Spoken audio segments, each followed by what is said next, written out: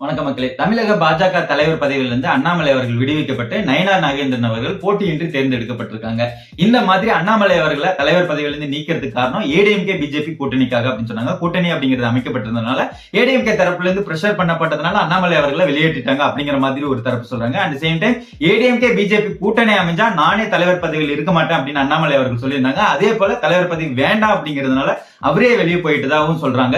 அந்த same time அடாவடியான ஆக்ரோஷமான அரசியல் அப்படிங்கிறது தேவைப்படாது. அந்த மாதிரியான விஷயங்கள் பண்ணிக்கிட்டு இருந்தா கூட்டணி ஆட்சி அப்படிங்கிறது அமையறதுல மிகப்பெரிய லெவல்ல பாதிப்பை ஏற்படுத்தும் அப்படிங்கிறதுனால அண்ணாமலை அவர்களை ரிமூவ் பண்ணிட்டு அமைதியான முறையில அரசியல் பண்ணும் நயினார் நாகேந்திரன் உள்ள எடுத்துட்டு இருக்கிறதாகவும் சொல்லப்படுது.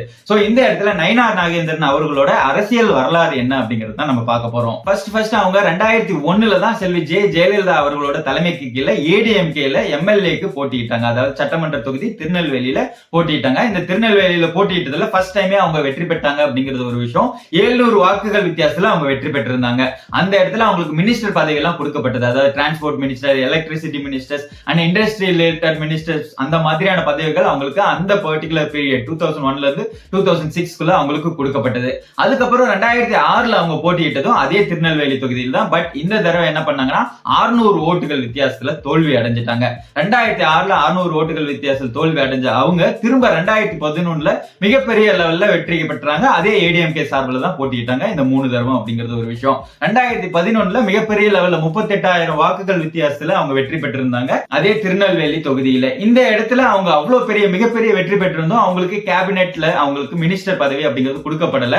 ஜெயலலிதா அவர்கள் அவங்களுக்கு அந்த மாதிரியான அனுமதி கொடுக்கல அப்படிங்கிறது ஒரு விஷயம். திரும்ப 2016ல இருந்தாலும் அவங்களுக்கு திருநெல்வேலி தொகுதி திரும்பவும் நயினார் நாகேந்திரன் அவர்களுக்கு தான் கொடுக்கப்பட்டது. இந்த முறையும் அவங்க அந்த 600 ஓட்டுல தோத்துருக்காங்க அப்படிங்கிறது ஒரு விஷயம். 2016லயும் அவங்க 600 ஓட்டு வித்தியாசத்துல தான் தோத்துருக்காங்க. அதுக்கப்புறம் 2017ல கட்சியில இருந்து வெளியே வந்து பிஜேபியில இணைஞ்சிட்டாங்க. அந்த 2017 அப்போ வந்து ஜெயலலிதா அவர்கள் மரணத்துக்கு பிறகு கட்சிகள் இரண்டா உடைய ஆரம்பிச்சது ஏடிஎம்கே. அந்த இடத்துல இபிஎஸ் ஓபிஎஸ் தரப்புக்கு எங்கேயும் போகாம தனியா வெளியில வந்து பிஜேபியில இணைஞ்சாங்க. பிஜேபியில 2017 இணைஞ்சப்போ அவருக்கு தலைவர் பதவி கிடைக்கும் அப்படிங்கிற மாதிரியான ஒரு விஷயங்கள் பேசப்பட்டது. பட் ஆனா தலைவர் பதவி அப்ப கொடுக்கப்படல. அதுக்கப்புறம் 2018ல கான்ட்ரவர்சியான விஷயத்துல அவங்க மாட்டாங்க அப்படிங்கிறது ஒரு விஷயம். அரெஸ்டும் பண்ணப்பட்டாங்க. அதாவது வைரமுத்து அவர்கள் ஆண்டாள் பத்தி பேசிட்டாங்க அப்படிங்கிறதுனால அவங்களை கொலை மிரட்டல் அப்படிங்கிற மாதிரியான விஷயங்கள் பண்ணது. அட் சேம் டைம் அவங்க தலையை சீவிட்டு வரவங்களுக்கு 10 கோடி அப்படிங்கிற மாதிரியான விஷயங்கள் சொன்ன கான்ட்ரவர்சியலான ஹேட் ஸ்பீச்சுக்காக அவங்கள அரெஸ்ட் பண்ணாங்க. இந்த விஷயமும் அவங்க தலைவர் பதவியை நோக்கி பண்ணப்பட்டதாக வந்து அப்போ இருந்த அரசியல் வட்டாரங்கள் சொல்லப்படுது. பட் அப்பவும் அவருக்கு தலைவர் பதவி அப்படிங்கிறது கிடைக்கல அப்படிங்கிறது ஒரு விஷயம். அதுக்கப்புறம் 2019ல எம்பி சீட்ல போட்டிட்டாங்க. 2014ல தோல்வி விட்டதுனால 2019ல ராமநாதபுரத்துல போட்டிட்டாங்க. 1,20,000 வாக்குகள் வித்தியாசத்துல தோல்வி அடைஞ்சிட்டாங்க. அதுக்கப்புறம் திரும்ப 2021ல திரும்பவும் அவங்களோட திருநெல்வேலி தொகுதியிலே போய் சட்டமன்ற தொகுதியில போட்டிட்டாங்க. ஏடிஎம்கே கூட்டணியில் இருக்க பிஜேபி சார்பில் போட்டிட்டாங்க. அகைன் ஏடிஎம்கே சப்போர்ட்ஸ் அவங்களுக்கு கிடைச்சது அப்படிங்கிறது ஒரு விஷயம். 2021ல அப்பயும் வெற்றி பெற்றாங்க. 23,000 வாக்குகள் வித்தியாசத்துல வெற்றி பெற்றாங்க. அதுக்கப்புறம் 2024ல எம்பி எலெக்ஷன் திரும்பவும் போட்டிட்டாங்க. திருநெல்வேலியிலே ஒருவேளை திருநெல்வேலியில போட்டிட்டா நாம வெற்றி பெறலாம். ஏன்னா தொடர்ந்து திருநெல்வேலியில மிகப்பெரிய சப்போர்ட், அவங்களோட கம்யூனிட்டி சப்போர்ட் அப்படிங்கிறது மிகப்பெரிய லெவல்ல அவங்களுக்கு இருந்துகிட்டே வருது. அப்படிங்கிறதுனால பாராளுமன்ற உறுப்பினரா நின்னாங்க. இங்க 1,60,000 பிளஸ் ஓட்டுக்கு மேல வித்தியாசத்துல தோல்வி அடைஞ்சிட்டாங்க அப்படிங்கிறது ஒரு விஷயம். இது வரைக்கும் 2024 வரைக்குமே அவங்களுக்கு தலைவர் பதவி கொடுக்கப்படும் அப்படின்னு பல தடவை சொல்லப்பட்டும் மாத்தி வேற ஒருவர்களுக்கு கொடுக்கப்பட்டது அப்படிங்கிறது ஒரு விஷயம். அதாவது எல் முருகன் அவர்களுக்கு கொடுக்கப்பட்டது, அதுக்கப்புறம் அண்ணாமலை அவர்களுக்கு கொடுக்கப்பட்டது. இந்த மாதிரியான சிச்சுவேஷன் தான் நடந்துச்சு.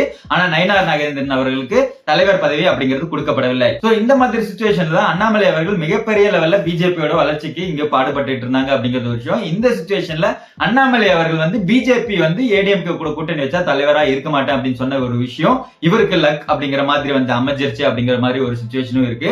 ஏன்னா ஏடிஎம்கே கூட பிஜேபி கூட்டணி அப்படிங்கறத உறுதி பண்ணிட்டாங்க. அந்த உறுதி பண்ண சிச்சுவேஷன்ல கண்டிப்பா அண்ணாமலை தலைவரா இருக்க மாட்டேன் அப்படிங்கிற மாதிரி சவால் எல்லாம் விட்டுருந்தாங்க.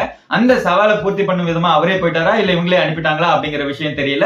பட் அந்த சிச்சுவேஷன்ல அந்த கேப் அப்படிங்கிறது ஃபில் பண்றதுக்கு நயினார் நாகேந்திரன் வந்ததுனால அவங்களுக்கு 2025ல தலைவர் பதவி கிடைக்கிறதுக்கான வாய்ப்பு கிடைச்சிருக்கு. இதுக்கு இடையில வந்து நிறைய டைம் வந்து டிஎம்கேக்கு போக போறாரு, ஏடிஎம்கேக்கு போக போறாரு அப்படிங்கிற மாதிரியான விஷயங்கள் 2017ல அவங்க பிஜேபியில ஜாயின் பண்ணதுக்கு அப்புறமே பேசப்பட்டு வந்தது. பட் அதெல்லாம் தகர்த்து கண்டினியூஸா இங்கேயே இருந்து தலைவர் பதவி அப்படிங்கிறது பெறப்பட்டு அறிவிக்கப்பட்டிருக்கு. 2026லயும் திரும்ப திருநெல்வேலி தொகுதியில தான் நிப்பாங்களா அப்படிங்கிறது ஒரு டவுட் இருக்கு. இந்த 6 அப்படின்னு முடியறது வந்து அவருக்கு ஒரு மிகப்பெரிய ஏழ்றையா தான் இருக்கு. ஏன்னு பாத்தீங்கன்னா 2006ல 600 ஓட்டு வித்தியாசத்தில் தோத்துருக்காங்க, 2016ல 600 ஓட்டு வித்தியாசத்தில் தோத்துருக்காங்க. இப்ப 2026ல தலைவர் பதவியில் நின்று போட்டிடுறாங்க. பிஜேபிக்கும் தலைவர் பதவிக்கும் கொஞ்சம் ஒத்து வராது அப்படிங்கிறது ஒரு விஷயம். தலைவர் பதவியில் இருக்கவங்க வெற்றி பெறது இல்ல அப்படிங்கிற மாதிரியான ஒரு சிச்சுவேஷனும் இருக்கு. இந்த ரெண்டையும் மேட்ச் பண்ணி பார்க்கும்போது 2026லயும் 600 ஓட்டுகள் அப்படிங்கிறது வித்தியாசத்துல திரும்ப தோல்வி அடைவாரா அப்படிங்கிற மாதிரியான ஒரு நமக்கே ஒரு கொஸ்டின் அந்த பேட்டர்னை வச்சு பார்க்கும்போது தோணுது. அதனால இந்த ஆட்ஸ் எல்லாம் மீறி அவர் வெற்றி பெறாரா அப்படிங்கிறது பொறுத்திருந்து தான் பார்க்கணும். எனிவே இவர் கொஞ்சம் அமைதியான முறையில அரசியல் பண்ணக்கூடியவங்க.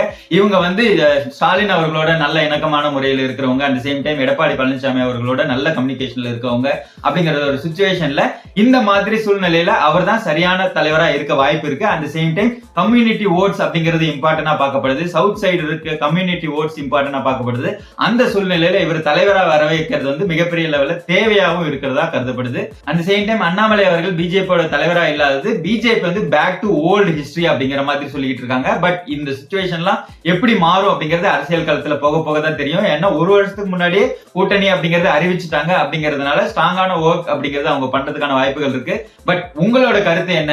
பிஜேபி ஏடிஎம்கே கூட்டணி அப்படிங்கிறது அமைஞ்சது ஏடிஎம்கேக்கு நல்லதா, பிஜேபிக்கு நல்லதா, இல்ல அதர் கட்சிகள் டிவிகே, நாம் தமிழர் கட்சி, ஆர்எஸ், டிஎம்கே இவங்க யாருக்கு நல்லது அப்படிங்கறத கமெண்ட்ல சொல்லுங்க.